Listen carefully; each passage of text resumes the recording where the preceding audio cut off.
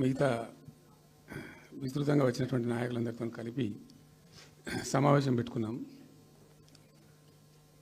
ప్రధాన కారణం, the main agenda of the meeting was Palamuru Rangareddy ఎత్తిపోతల పథకంలో ఈ రాష్ట్ర ప్రభుత్వం మరియు కేంద్ర ప్రభుత్వం కలిసి తెలంగాణకు చేస్తున్నటువంటి ద్రోహం, తెలంగాణకు తలపెట్టినటువంటి దుర్మార్గమైనటువంటి విధానం మీదనే చర్చ జరిగింది. దీని కథ ఏంటంటే చాలామందికి తెలియదు, అవగాహన కూడా ఉండదు. కొత్త తరం వాళ్ళకైతే అసలు తెలియదు. ద రీజన్ వై ఈజ్ సమైక్య ఆంధ్రప్రదేశ్లో అత్యంత దారుణమైనటువంటి వివక్షకు గురైన జిల్లా పాత మహబూబ్ నగర్ జిల్లా. చాలా చాలా దారుణానికి. రీజన్ ఏంటంటే వనరులు లేక కాదు, వసతులు లేక కాదు. కృష్ణానది ప్రవేశిస్తదే మహబూబ్ నగర్ జిల్లాలో. సరే, ఇప్పుడున్న తెలంగాణ, అప్పుడు ఉన్న ఆంధ్రప్రదేశ్ మొత్తం చూస్తే కూడా 300 and above కిలోమీటర్స్ కృష్ణానది పారుతుంది కూడా మహబూబ్ నగర్ జిల్లాలో. 308 కిలోమీటర్లు పారుతుంది, 308 కిలోమీటర్స్ పారుతుంది. ఇది రెండు రాష్ట్రాలు కలిపి లెక్క చూస్తే కూడా. అయినా కూడా 50 ఏళ్ళు అప్పటికి 50 ఏళ్ళు పరిపాలించినటువంటి కాంగ్రెస్ పార్టీ కానీ, ఆ తదనంతరం సుమారు దగ్గర ఒక 20 ఏళ్ళు పరిపాలించిన తెలుగుదేశం పార్టీ కానీ, పాలమూరుకు చాలా దారుణమైనటువంటి తిరిగి కోలుకోలేనటువంటి దెబ్బ కొట్టిన పార్టీలు ఈ రెండు పార్టీల ప్రభుత్వాలు. ఇది లోకమందరికి తెలుసు. ఆ జిల్లా యాక్చువల్లీ అప్పర్ కృష్ణా ప్రాజెక్టు, భీమా ప్రాజెక్టు, తుంగభద్ర ఎడమ కాలువ ప్రాజెక్టు, దాని ద్వారా ఆనాటికి అన్ని ఫైల్స్ ఉన్నాయి, రికార్డ్స్ ఉన్నాయి. ఏదో ఒకటి స్టోరీ కాదు. 174 టీఎంసీ నీళ్ళు పాలమూరు రంగారెడ్డి జిల్లాకు రావాల్సి ఉండే. పాలమూరు జిల్లాకు ఆనాటి ప్రతిపాదిత ప్రాజెక్టుల ప్రకారం రావాల్సి ఉండే. ఆంధ్రప్రదేశే ఏర్పాటే తెలంగాణ పాలిట పెనుశాపం. కొంతమందికి నచ్చదు, కానీ పెనుశాపంగా పరిణమించింది ఆంధ్రప్రదేశ్ రాష్ట్ర ఏర్పాటు. మొత్తం తెలంగాణకు, అందులో మోర్ స్పెసిఫికల్లీ మహబూబ్ నగర్ జిల్లాకు జరిగినటువంటి తీవ్రమైనటువంటి అన్యాయం. ఎస్ఆర్సి యాక్ట్ అంటే స్టేట్ రీఆర్గనైజేషన్ యాక్టు స్పష్టంగా చెప్తుంది, ప్రతిపాదించబడి ఆల్రెడీ శాంక్షన్ అయ్యి జరుగుతుండే ప్రాజెక్టులు, కంటెంప్లేట్ చేసి ఉన్న ప్రాజెక్టులు, వాటిని మార్చకూడదు, అవి కొనసాగించాలి. ఆ చట్టం ఉండగా కూడా వాటి అన్నిటినీ కాదని వీటిని మొత్తం అబాండన్ చేసి పడేసిండ్రు. అట్లా చాలా చేసినారు. అక్కడ గోదావరి మీద చూసుకుంటే దేవునూరు ప్రాజెక్టు కావచ్చు, ఇచ్చంపల్లి కావచ్చు, రకరకాల ప్రాజెక్టులను అబాండన్ చేసినారు. అందులో అతి తీవ్రమైనటువంటి అన్యాయం మహబూబ్ నగర్ జరిగింది. ఇలా మహబూబ్ నగర్కి ఇచ్చే పాలమూరు ఎత్తిపోతలో మరొకటి కొత్త స్కీమ్ కాదు. గతంలోనే 174 టీఎంసీలకు ప్రాజెక్టులు రూపకల్పన జరిగి అంత అయింది. అయితే మేము చాలా వాదించినాం. మధ్యలో బ్రిజేష్ కుమార్ ట్రిబ్యునల్ వస్తే కూడా అక్కడ పోయి ఆ ట్రిబ్యునల్ని కలిసి చాలా ప్రయత్నాలు చేసినాం. ఉద్యమ సందర్భంలో, ఉపన్యాసాలలో, కరపత్రాలలో, జలసాధన ఉద్యమ సందర్భంలో, మా క్యాసెట్ల రూపంలో, స్పీచ్ల రూపంలో, కరపత్రాల రూపంలో, పోస్టర్ల రూపంలో, క్యాసెట్ల రూపంలో రకరకాలుగా వాదించుకుంటూనే ట్రిబ్యునల్ కూడా వేయాలని పోతే, ట్రిబ్యునల్కు ఉండే ఒక డెలికసీ ఏంటంటే వాళ్ళు రాష్ట్రాల మధ్య పంపిణీ చేస్తారు తప్ప రాష్ట్రం లోపల ఉండేటువంటి ఒక ప్రాంతానికంటే వాళ్ళు చేయరు. మీకు రాష్ట్ర హోదా లేదండి, మీరు ప్రాంతము, రాష్ట్రంతో కొట్లాడుతున్నారు, అది వేరే సంగతి. కానీ మేము స్వీకరించలేము, తీసుకోలేము చట్ట ప్రకారం అని చెప్పి వాళ్ళు నిరాకరించారు. సరే, ఆ తదనంతరం ఉద్యమం జరిగింది, మీ అందరికీ తెలుసు. ఇక్కడ ఇంకొకటి కూడా తప్పకుండా చెప్పాలి. బచావత్ ట్రిబ్యునల్ ఏర్పాటైనప్పుడు అతను పంపకాలు చేస్తూ బచావత్ ట్రిబ్యునల్లో స్పష్టంగా రికార్డెడ్ ఇప్పుడు ఉంది. బచావత్ ట్రిబ్యునల్లో స్పష్టంగా పొందుపరచబడి ఉంది. ఇప్పుడు బచావత్ గారు ఖుద్దు రిటైర్డ్ సుప్రీంకోర్టు జడ్జి, ఆయన స్వయంగా ఏమన్నాడంటే, ఈ ప్రాంతం నిజంగా చాలా నిరాదరణకు గురైంది, ఇంకా అవుతూ ఉన్నది. ఆ రోజు విపత్కర పరిస్థితి, దుర్భరమైన పరిస్థితి ఏంటంటే, పాలమూరు గురించి గంటెడు నీళ్ళు అడిగిన వెళ్ళేటప్పుడు ఇంత కేటాయించండి, ఈ కరువు జిల్లా ఉంది అని అడిగేవాడే లేడు. ఆనాటి సమైక్య ప్రభుత్వం చేసిన ద్రోహం. బచావత్ ఏం చేసిండు, మాకు చూడబుద్ధి అయితే లేదు, ఇది మా అంతల మేమే సూమోటో ఈ సమైక్య ప్రభుత్వం ప్రతిపాదించకపోయినా ఒక 17 TMC జూరాల ప్రాజెక్టు మంజూరు చేస్తున్నాము. అయితే సాంకేతిక కారణాలు మరొకటో చూపెట్టి ఈ జూరాల ప్రాజెక్టుని ఇక్కడి నుంచి ఎత్తగొట్టద్దు, వేరే కాడ కట్టద్దు, ఇక్కడ మాత్రమే కట్టి తీరాలే, దానికే అలాట్ చేస్తున్నామని చెప్పి ఒక కండిషన్ పెట్టిండు ఆయన. ఇది ట్రిబ్యునల్. అతను ఒక న్యాయమూర్తిగా పనిచేసిన వ్యక్తి కాబట్టి చూడబుద్ధి కాక, ఆ బాధ భరించలేక ఈ కామెంట్ కూడా రికార్డు చేసిండు ట్రిబ్యునల్లో. ప్లస్ ఆ 17 TMC జూరాల ప్రాజెక్టుకు కేటాయించిండు. ఎంత విషాదం అంటే, అది ఎప్పుడో 74లో 74 నుంచి 78 దాకా జరిగింది కథ. అతను కేటాయిస్తే దానికి ముట్టినోళ్ళు లేడు, పట్టుకున్నోళ్ళు లేడు, తీసినోళ్ళు లేడు. అంజయ్య గారు ముఖ్యమంత్రి అయినాక ఒక ఏడాది తర్వాత ఏమో అప్పుడు అంజయ్య గారు దానికి ఫౌండేషన్ స్టోన్ వేశారు. ఫౌండేషన్ స్టోన్ వేస్తే ఇక అది మెల్లగా మెల్లగా తెలంగాణ ప్రాజెక్ట్ కదా, ఇప్పుడు పట్టుకుని లేడు, దాన్ని మాట్లాడినోడు లేదు, అయ్యలేదు, అవ్వలేదు, ఒక అనాథలాగా ఆ బ్యారేజ్ వరకు కట్టేశారు. దానికి కాలువలు లేవు, నీళ్ళు రావు, పొలాలు పారాయి, కృష్ణానది నీళ్ళు వస్తుంటాయి, గేట్ల ద్వారా పోతుంటాయి. ఎప్పటి వరకు ఈ తతంగం 2001లో గులాబీ జెండా ఎగిరేదాకా ఇదే తతంగం. ఇంకా విషాదం ఏంటంటే, అప్పుడు ముఖ్యమంత్రి ఉన్న చంద్రబాబు నాయుడు ఆయన మహబూబ్నగర్ జిల్లాను దత్తత తీసుకున్నాడు. ఆయన దత్తతలో ఉండే చేసి నేను అడాప్ట్ చేసుకుంటున్నా ఈ కరువు జిల్లా, దీన్ని అది చేస్తా, ఇది చేస్తా, పొడి చేస్తా అని మాటలు చెప్పి ఇష్టం వచ్చినన్ని పునాదురాలు వేసిండు. కలవకుర్తి, మన్ను, మశాన్, రకరకాల పునాదురాలు వేసుకుంటూ పోయిండు. ఉద్యమ సందర్భంగా నేను చేసే ఉపన్యాసాలలో నేను మాట్లాడేది, ఈ పునాదురాలన్నీ ఎందుకు మనకు పట్క ఏడుస్తానికా, చూస్తానికా, ఏం లాభము, ఈ రాళ్ళన్నీ కృష్ణానదిలో అడ్డమేస్తూ చెక్కడమని అయితే ఎదురా భయం అనేది నేను నవ్వేది, జనం చప్పట్లు కొట్టేది సభలలో నేను చెప్తుంటే. ఒక్క డ్రాప్ వాటర్ కూడా పొలాలు పారడానికి రాలేదు. తత్ఫలితం ఏంది? Net result. What was the net result? Palamuru జిల్లాలో ప్రతి తాలూకా కేంద్రం, అంటే ప్రతి నియోజకవర్గ కేంద్రం నుంచి వలసలు పోవడానికి ప్రజలు ప్రతి బొంబాయి నుంచి bus, Narayanpet Bombay bus, Wanaparthy Bombay bus, ఇంచుమించు అన్ని తాలూకాల నుంచి బొంబాయికి డైరెక్ట్గా బస్సు. ఏం చేస్తారు? ప్రజలు పొట్ట చేత పట్టుకొని వలస పోవాలి, బతకపోవడం తప్ప ఇంకో గతి లేదు. జిల్లాకు జిల్లా మొత్తానికి మొత్తం 100% కృష్ణా బేసిన్లో ఉంటుంది.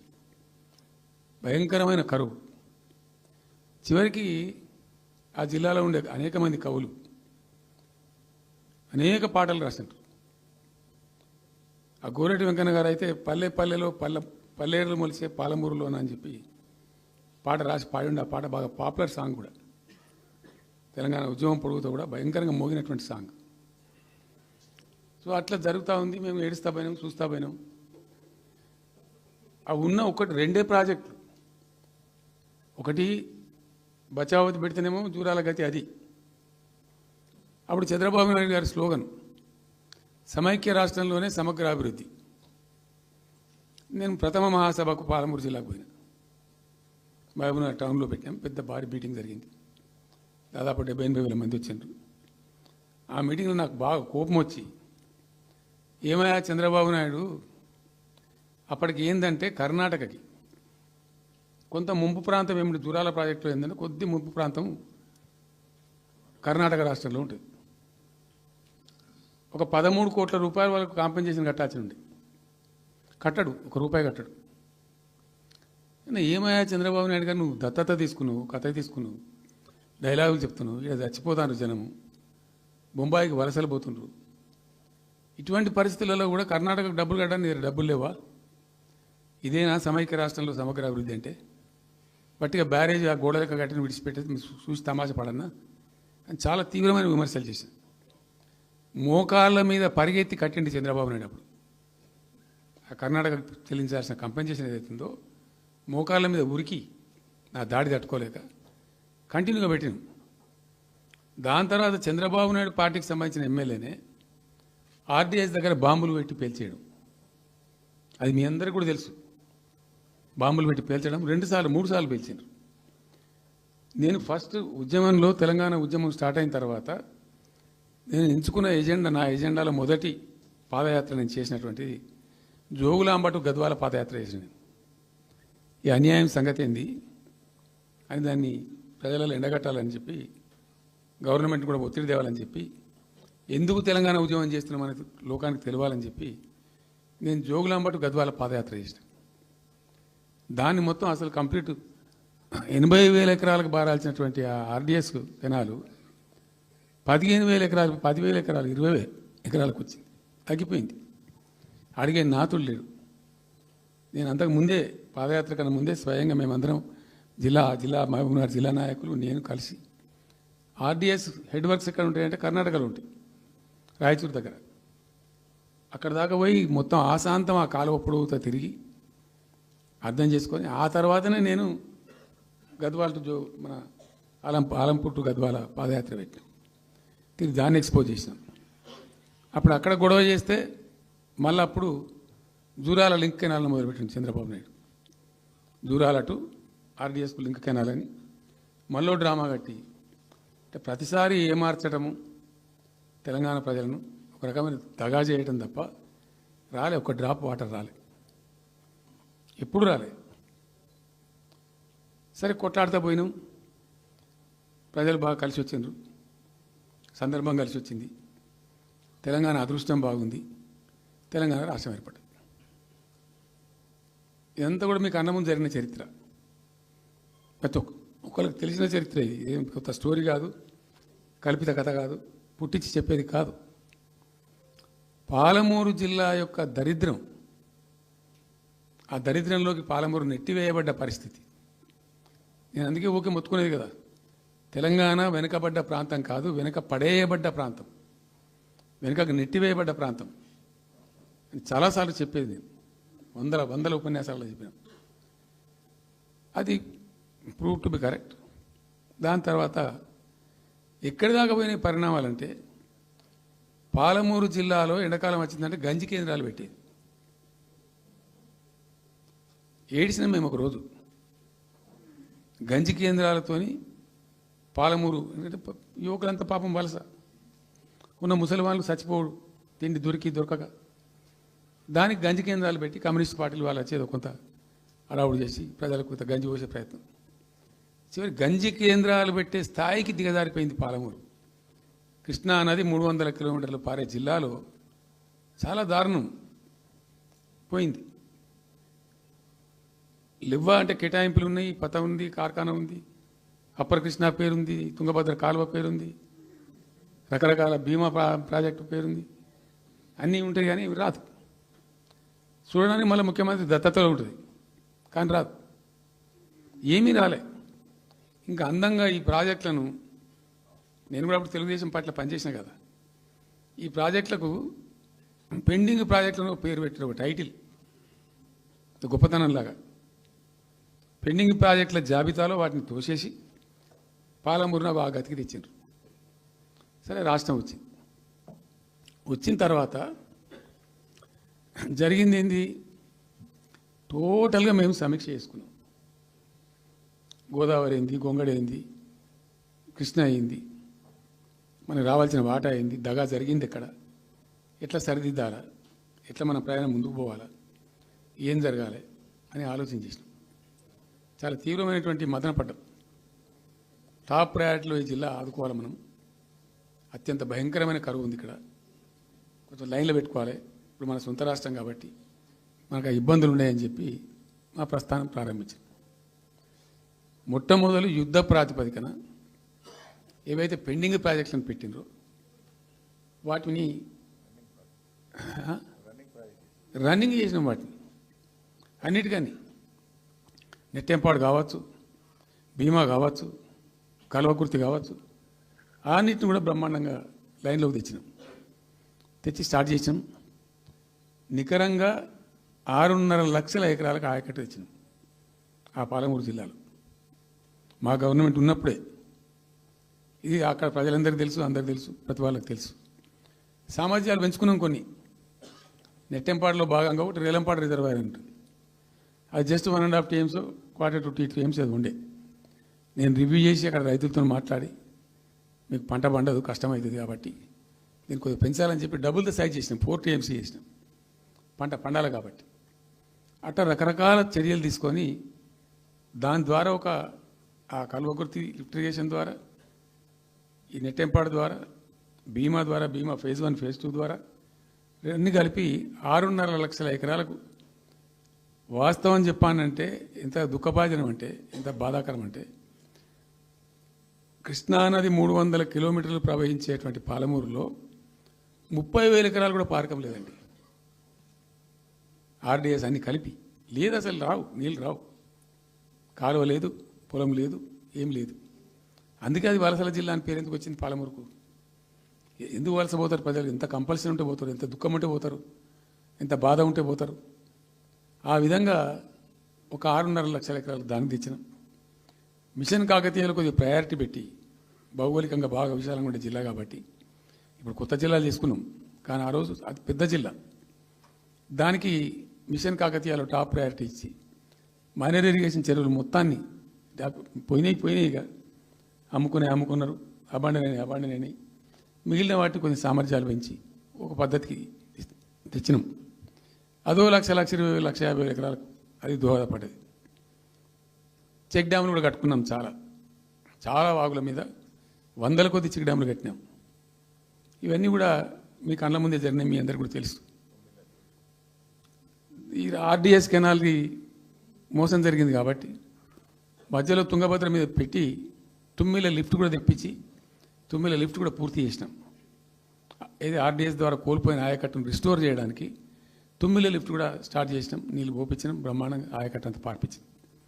ఇట్లా అనేక రకాల చర్యలు అవి తీసుకొని ఒక 6.5 లక్షల ఎకరాలకేమో నెట్ ఆయకట్టు వచ్చింది.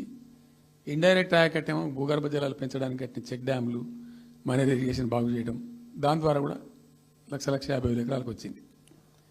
ఆ తదనంతరం మరి మనం ఎట్లా ముందుకోవాలా, ఏం చేద్దామని చెప్పి ఈ రంగారెడ్డి జిల్లా కూడా వాళ్ళు పాపం కృష్ణా బేసినే.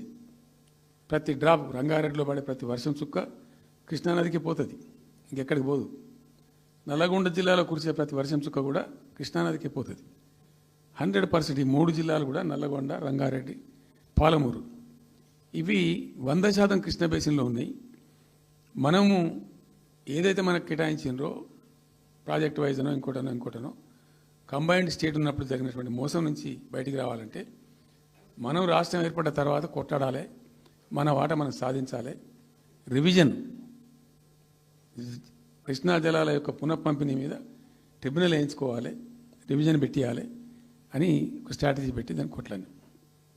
సరే, ఇందాక నేను చెప్పినట్టు దేవుని దయ వల్ల తెలంగాణ రాష్ట్రం వచ్చింది.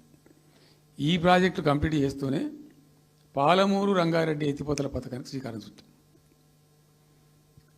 యాక్చువల్ ఫ్యాక్ట్ ఏంది, పాలమూరు రంగారెడ్డికి మేము ఆ రోజు మనసులో ఇంటర్నల్గా మాట్లాడుకొని డిపార్ట్మెంట్ కావచ్చు, క్యాబినెట్ కావచ్చు, వితిన్ ద పార్టీ కావచ్చు, ఆ జిల్లాల నాయకులతో కావచ్చు, మా స్ట్రాటజీ ఏంది, పాలమూరు రంగారెడ్డి ఎత్తిపోతల పథకానికి 170 TMs తీసుకోవాలి. This was the strategy of BRS government. ఎక్కడి నుంచి తీసుకోవాలా? అనేక ఆంక్షలు మాటలు బట్టి డైలాగులు ఏపీ నుంచి వచ్చే వ్యతిరేకత ఇవన్నీ దృష్టిలో పెట్టుకొని ఏం చేసినాం, నికరంగా లెక్కలు తెప్పించినాం. ఈ మహబూబ్ నగర్ జిల్లాలో మైనర్ ఇరిగేషన్లో పాత చెరువులు ఏవైతే బచావ్ అవుతున్నప్పుడు లెక్క పెట్టినటువంటి చెరువులు ఏవైతే ఉన్నాయో ఉన్నాయన్నీ మాయమైనవి. వాటి సామర్థ్యం ఆ రోజు ఎంత, ఇవాళ నెట్ సామర్థ్యం ఎంత అని లెక్కలు తీసి కేంద్రానికి సమర్పించి ఒక 45 టీఎంసీ రెండు దానికి కేటాయించింది ఆ రోజు మేము ఎంత అంటే 90.81 టీఎంసీ 90.81 పాలమూరు రంగారెడ్డికి మేము కేటాయించింది ఆ రోజుకు. అయితే 170 ఎట్లా అంటే మరి మాకు ఇంకా వాటా వస్తుంది కదా, ట్రిబ్యునల్ వచ్చిన తర్వాత మాకు వాటా వస్తే దానిలో తీసుకున్న నీళ్ళని కూడా దీనికే మనం అటాచ్ చేసుకుంటామని చెప్పి 91 పాయింట్ తీసుకున్నాం. ఎట్లా తీసుకున్నాము, బచావత్ ట్రిబ్యునల్లోనే ఒక తీర్పు చాలా స్పష్టంగా ఉన్నది, డెసిషన్ అది ట్రిబ్యునల్ యొక్క నిర్ణయం ఏంటిది. ఆంధ్ర వాళ్ళు మొదటి నుంచి కూడా మేము కొంత గోదావరి నీళ్లు కృష్ణా డెల్టాకు తెచ్చుకుంటాం, నాగార్జున ఆయకట్టుకు తెచ్చుకుంటాం, మరో దాన్ని తెచ్చుకుంటాం అనే పద్ధతులు మొదలుపెట్టి తెచ్చుకున్నారు. దాంట్లో భాగంగా 80 టీఎంసీలు వాళ్ళు తీసుకుంటున్నారు. ఇది పోలవరం కట్టి ఆ కెనాల్ అప్పుడు వైఎస్ రాజశేఖర్ తవ్వింది కదా, పట్టిసీమ లిఫ్ట్ పెట్టిండ్రు, ఇనీషియల్ లిఫ్ట్ పెట్టిండ్రు, తర్వాత ఇప్పుడు కెనాల్ అయింది. సో దాన్ని 80 టీఎంసీలు వాళ్ళు వాడుకుంటున్నారు, ఎక్కువనే వాడుకుంటున్నారు. సో వాళ్ళు డిపిఆర్లో సబ్మిట్ చేసినారు చాలా క్లియర్గా స్పష్టంగా ఏమని, 80 టీఎంసీలు మేము తీసుకుంటున్నాం, 80 టీఎంసీలు పైన 5 రాష్ట్రాలకు బచావ్ ట్రిబ్యునల్ ప్రకారం ఇస్తాం. అది 3 రాష్ట్రాలకు ఇస్తారు, తెలంగాణ రాష్ట్రానికి, కర్ణాటకకు, మహారాష్ట్రకు. తెలంగాణకు 45, వాళ్ళిద్దరు కలిపి 35, కర్ణాటకకు 21 టీఎంసీ, మహారాష్ట్రకు 14 టీఎంసీ. ఇప్పుడు వాళ్ళిద్దరు కూడా వాడుకుంటున్నారు. అది కర్ణాటక వాళ్ళు ఆల్రెడీ ఆర్ యూజింగ్ 21 టీఎంసీ ఏదైతే పోలవరం నీళ్ళు అక్కడ వాళ్ళు తీసుకున్నారు కాబట్టి దాని కంపెన్సేటర్ కింద వచ్చినటువంటిది దాన్ని they are using it, right రాయాలి. మహారాష్ట్ర కూడా వాడుతున్నారు, లెక్కల్లో చూపించారు వాళ్ళు, వాళ్ళ ప్రాజెక్టుల డిపిఆర్లో వాళ్ళ లెక్కల్లో చూపెట్టిండ్రు. ఇక వాడుకోవాల్సింది వాళ్ళు మనం. సో ఆ 45 టీఎంసీ మనది ఉంది కదా, మనకు ట్రిబ్యునల్ కేటాయించిందే కదా, అప్పనంగా ఏదో వచ్చేది కాదు కదా. సో ఆ 45 ఈ మైనర్ ఇరిగేషన్ లాసెస్ 45 కలిపి 90.81 టీఎంసీలకు దాన్ని ప్రతిపాదించింది. It has a strong basis, ఏదో గాలిలే అడవులు జమాబందీ ఏర్పడతాడు చేసింది కాదు, ఒక స్పష్టమైనటువంటి విధానంతో ఒక అవుట్లుక్తో భవిష్యత్తు ప్రయోజనాలను దృష్టిలో పెట్టుకొని చేసినటువంటి చర్య. చేసినాం. ప్రాజెక్టు 30,000 కోట్లు 35,000 కోట్లు మంజూరు చేసినాం. అందులో 27,000 కోట్లు ఖర్చు పెట్టినాం. ఆల్మోస్ట్ దగ్గర 88-90% పనులు పూర్తి అయిపోయినాయి. ఈ ఆంధ్రాతోని పంచాయతీ ఉంటుంది ఎప్పటికైనా, వాళ్ళు పోతిరెడ్డిపాడు పొక్కగొట్టి దాన్ని పెంచి దాన్ని ఇంకింత పెంచి ఈ తెలుగు గంగా అనే పేరు మీద మొదలై అది ఎటెటెటెటు పోతుంది ఇక అడవుల జమాబంది. కాబట్టి మనం క్విక్కెస్ట్ పాసిబుల్ టైంలో తీసుకోవాలని ఆ వచ్చే వాటర్ను అక్కడ ఎంటైర్ వరల్డ్లో ఇక్కడ లేవండి 145 మెగావాట్స్ కెపాసిటీ పంప్స్ పెట్టినాం అక్కడ. Specially prepared, those pumps were prepared by BHEL of India. 145 మెగావాట్ల పంపులు అసలు ఇండియాలో ఎక్కడ ఏ ప్రాజెక్టుకు లేవు. ఎందుకని దాని ఆ పంపు స్విచ్ ఆన్ చేసిన నేను, నీళ్ళు వచ్చినాయి. ఒక్క పంపు స్విచ్ ఆన్ చేస్తేనే ఇట్లా కాలువలు తల్లాడుతుండే ఇట్లా. అంటే ఆ గొడవ ఉంది కాబట్టి వాళ్ళు అటు పోతిరెడ్డి పడి పక్క నుంచి వాళ్ళు తీసుకుపోతూ ఉంటారు. ఆ వర్షాలు వచ్చినప్పుడే మనం తీసుకోవాలి, ఇంకో గత్యంతరం లేదు.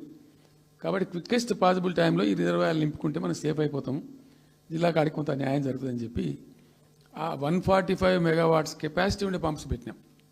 ఇప్పుడు పంప్స్ అన్నీ ఆల్మోస్ట్ ఇన్స్టాల్ అయినాయి. మరి ఈ గవర్నమెంట్లో వీళ్ళు ఏం పట్టించుకుంటలేరు, అసలు ఏం చేస్తలేరు. అయితే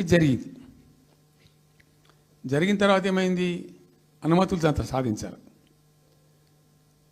దాని మీద చాలా మెలికలు పెట్టినారు, ల్యాండ్ అక్విజిషన్ ప్రాబ్లం చేసినారు. అయినా 27,000 ఎకరాలు మేము అక్వైర్ చేసినాం సక్సెస్ఫుల్గా. అదంతా క్లిష్టమైన సబ్జెక్ట్ ఈ రోజులలో ల్యాండ్ అక్విజిషన్ అంటే. అయినప్పటికీ 27,000 ఎకరాలు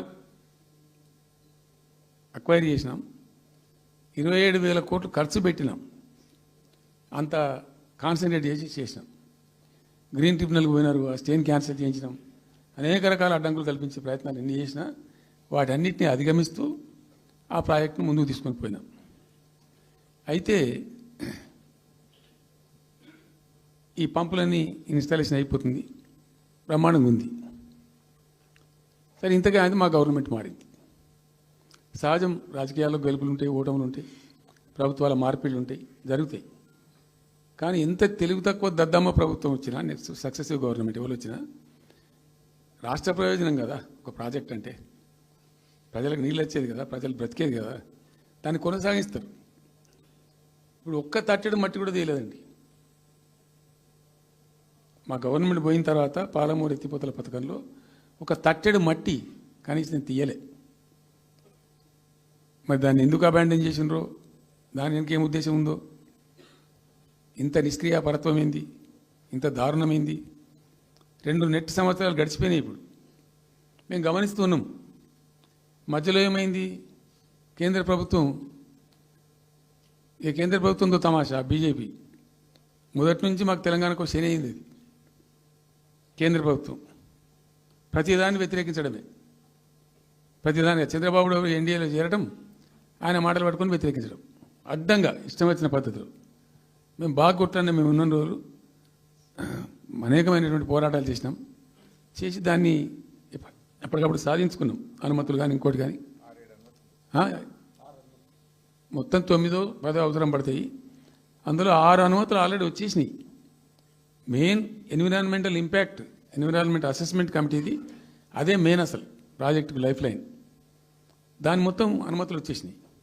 దాని తర్వాత మిగిలిన అనుమతులన్నీ లాంఛనమేగా, ఇచ్చేయాల్సిందే. అది ఇచ్చిందంటే అటువంటి అతి ముఖ్యమైనటువంటి అనుమతి కూడా తెచ్చినాం. అన్నీ తెచ్చినాం. అన్నీ వచ్చిన తర్వాత కేంద్ర ప్రభుత్వం మన చంద్రబాబు నాయుడు ఎంపీలు అవసరం ఉంది కదా అక్కడ వాళ్ళకు. ఇప్పుడు ఇద్దరు ఎంపీలు అవసరం కదా, నితీష్ కుమార్, చంద్రబాబు నాయుడు.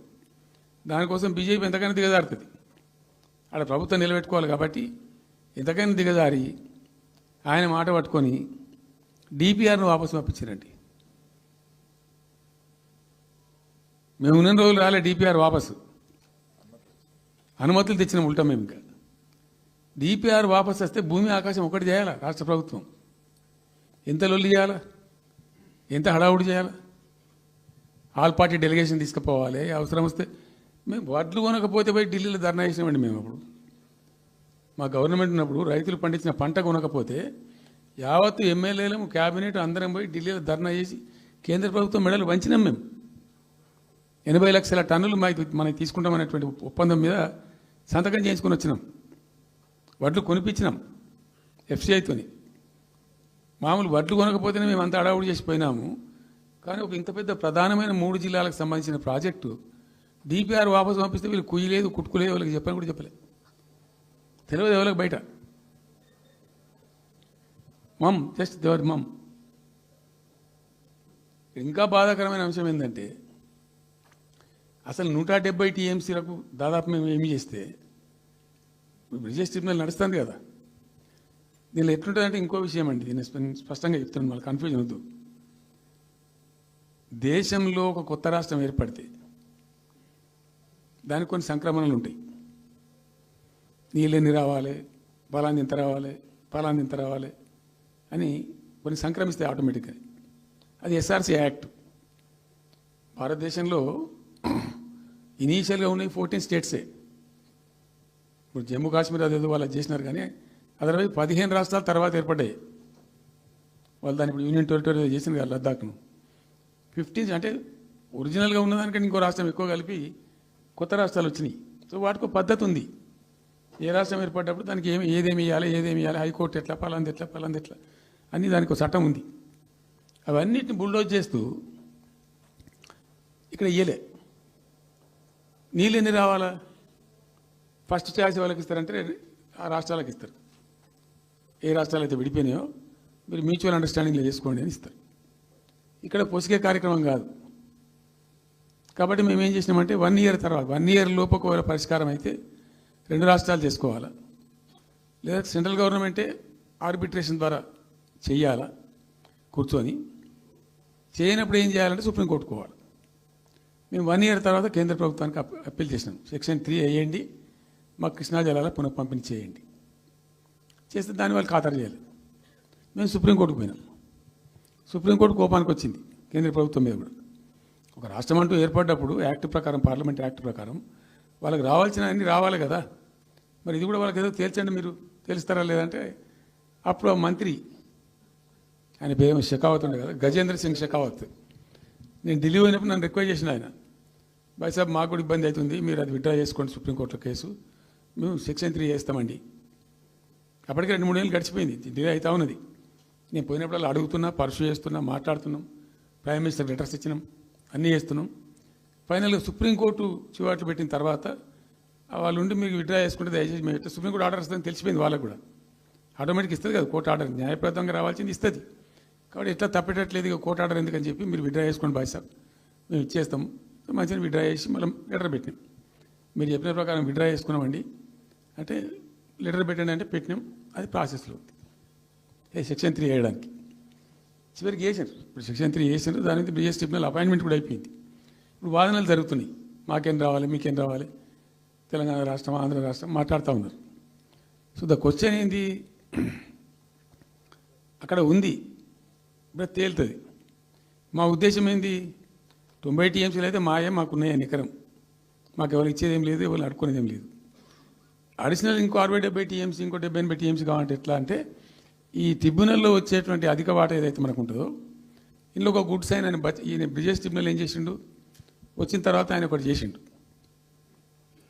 అంతకుముందు చట్టం ఏముంటుండే, 75% డిపెండబిలిటీ మీదనే నదుల నీళ్ళు కేటాయింపు జరగాలి, 75% డిపెండబిలిటీ మీద. మనకు కృష్ణా జలాలు వచ్చినప్పుడు అట్లే ఇచ్చిండ్రు.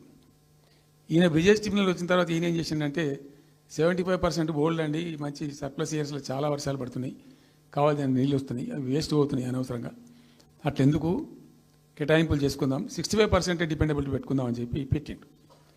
దాని ద్వారా ఏమైంది, మన కృష్ణా నదిలో ఒరిజినల్గా వచ్చిన అలాట్మెంట్ 811 టీఎంసీ, 811 టీఎంసీలే బచావ్ ట్రిబ్యునల్ ప్రకారం. కానీ తదనంతరం ఈయన బ్రిజేష్ వచ్చిన తర్వాత అది ఆల్మోస్ట్ 1005కి పోయింది, ఇంకో 195 టీఎంసీ పెరిగింది. ఆ 10% యాడ్ చేసే వరకు పెరిగితే అలా మనకు కూడా ఆటోమేటిక్ వాటా వస్తుంది. ఇప్పుడు తేలుతుంది అది. సో మేము ఆశపడ్డది ఏంటంటే, ఒరిజినల్గా పెట్టుకున్నటువంటి ఈ 90 టీఎంసీ అది బచావ్ ట్రిబ్యునల్ ఇచ్చిందే 45 టీఎంసీ. 45 టీఎంసీ మన మైనర్ ఇరిగేషన్ లెక్కలు బాజాప్తా తీసి ఇచ్చినాం కాబట్టి అది యాక్సెప్ట్ చేసిన వాళ్ళు. ఈ 90 టీఎంసీ ప్లస్ ఇప్పుడు అడిషనల్గా వచ్చేది కలిస్తే మనకు దాదాపు 170-160 దాకా తీసుకొని పోవచ్చు. కంఫర్టబుల్గా ఉంటాం మనం, ఇక డ్రింకింగ్ వాటర్ కానీ ఇంకోటి కానీ బాధ లేకుండా ఉంటాం, ఆ జిల్లా సుభిక్షం అవుతుంది అని ఆల్రెడీ పాలమూరు జిల్లాలో తెచ్చుకున్నటువంటి 6.5 లక్షల ఎకరాల ఆయకట్టు ప్లస్ దీనిలో ఒక 7 లక్షలు వస్తుంది పాలమూరు, అంటే 13.5 lakhs పోతుంది. పాలమూరు జిల్లా కాడికి వస్తే నియోజకవర్గానికి 1,00,000 ఎకరాలు వారాలి. అంత కృషించి అంత కునారిల్లి 60 ఏండ్లు ఏడిసి గోసపడ్డ పాలమూరుకు ఒక పెద్ద రిలీఫ్ వస్తుంది. దీంతో మొత్తం జిల్లా టాప్ టు బాటం అంతా కూడా ఒక అద్భుతమైనది ఉంటుంది. గ్రావిటీ వారేకాడికి గ్రావిటీ వారుతుంది, లిఫ్ట్ వారుతుంది, చాలా అద్భుతంగా ఉంటుంది అని చెప్పేసి. తర్వాత వర్ష నీళ్ళు కూడా చాలా వరకు ఈ చెక్ డ్యామ్లలో దానిలో అడ్డుకుంటాం కాబట్టి గ్రౌండ్ వాటర్ కూడా బాగా పెరుగుతుంది. ఎట్లా ఫ్రీ పవర్ ఇస్తున్నాం కాబట్టి దాని ద్వారా కూడా లాభాలు జరుగుతాయని చెప్పి అసెస్మెంట్ చేసి ఇచ్చినాం. నిజంగా కూడా పాలమూరు ఒక టైంలో తెలంగాణ వచ్చిన తర్వాత 4-5 ఏళ్ళకి నేను పోతే, ఎందుకో పోయినాం, బస్సు యాత్ర చేస్తే చాలా అద్భుతంగా ఎక్కడికక్కడ వరికోత మిషన్లు, కల్లాలు, అంతకుముందు పాడుబడ్డ ఇల్లు కనిపించే పాలమూరులో నా కళ్ళతో నేనే చూసిన. ఇంకా ఇది అంతా కంప్లీట్ అయిపోతే ఈ అనుకున్న 15 లక్షల ఎకరాలకు నీళ్ళు వస్తే చాలా దివ్యంగా ఉంటుందని చాలా సంతోషపడుకుంటూ పోయినాం. సరే, ఇప్పుడు కేంద్ర ప్రభుత్వం కొత్తగా తాకీదు, అది ఎవరు చెప్పినారో తెలియదు, వాళ్ళు చెప్తున్నారు. ఇప్పుడు గవర్నమెంట్ ఉన్న వాళ్ళు చెప్తున్నారు.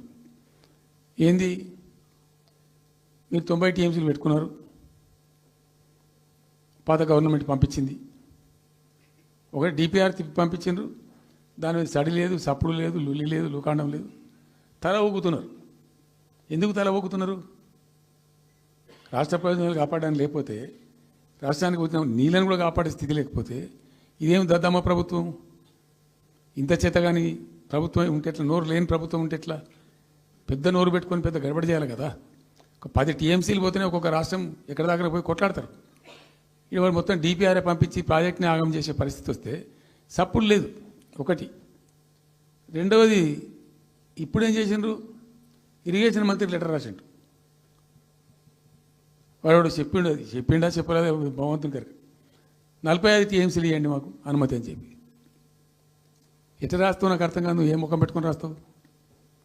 ఇదో ప్రభుత్వమా? అంటే ఉన్న వస్త్రానికి పోతే అనవసరం పోయింది అన్నట్టు ఉన్నది కూడా కొట్టుకుంటారు ఎవడన్నా? ఎవరై నీళ్ళు అవి?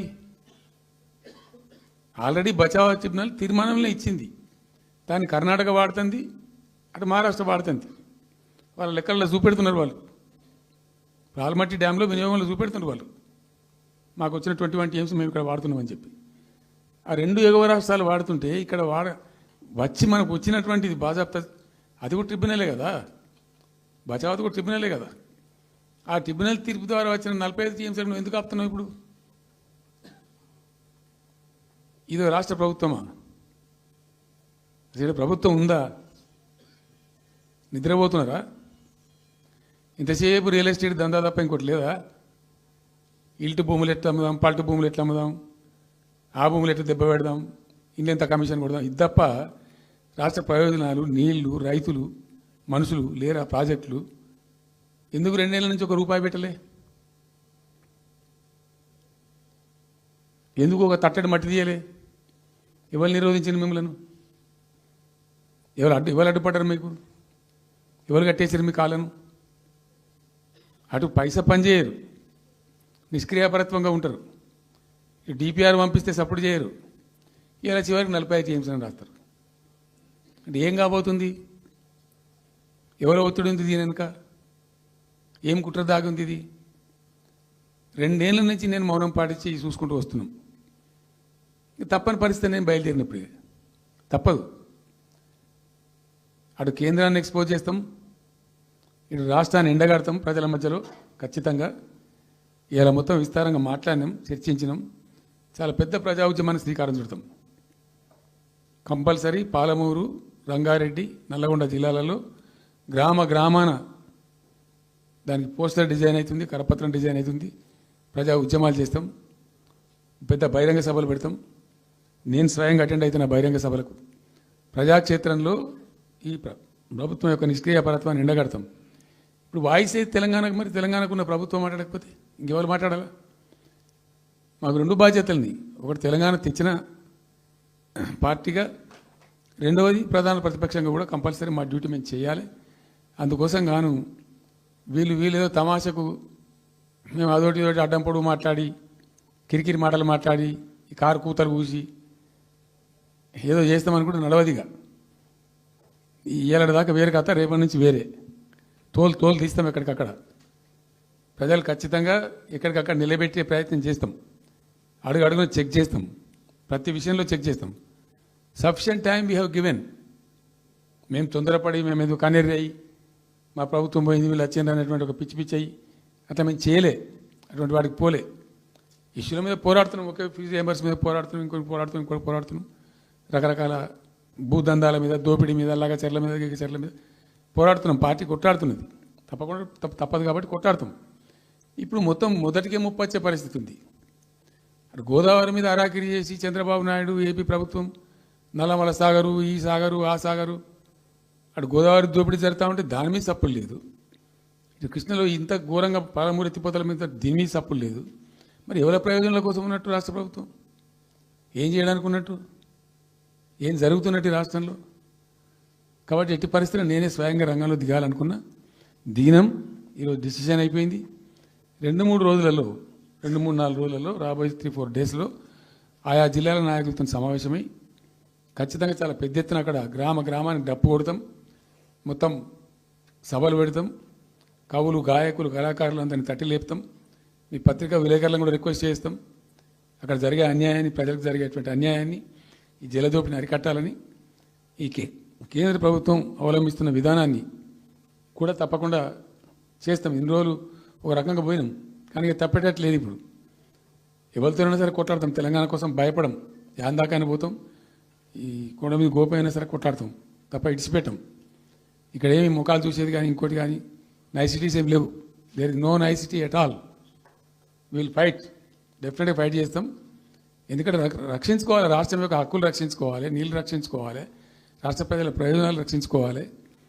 ఈ విధంగా ఇప్పుడు మా కళ్ళ ముందే జరిగినటువంటి దీనిలో ఈ దుర్మార్గంలో ఎట్ట మౌనం పాటిస్తాడు కేసీఆర్? ఎందుకు మౌనంగా ఉంటాం? ఎవరి కోసం ఉంటాం? ఎందుకోసం ఉండాలి? కాబట్టి అరాకిరి ముచ్చట్లు కావు. ఇష్టం వచ్చినట్టు మాట్లాడి ఇష్టం వచ్చినట్టు ఆల్తు ఫాల్తు కూతలు కూసి ఏదో చేస్తామంటే అది జరిగేది కాదు, జరగనీయం. రెండవది, ఈ ప్రభుత్వం కూడా సర్వభ్రష్ట ప్రభుత్వం, సర్వంలో భ్రష్టమైంది. మేము చెప్తా, బీజేపీ కథ కూడా చెప్తా, ఎందుకు చెప్పా?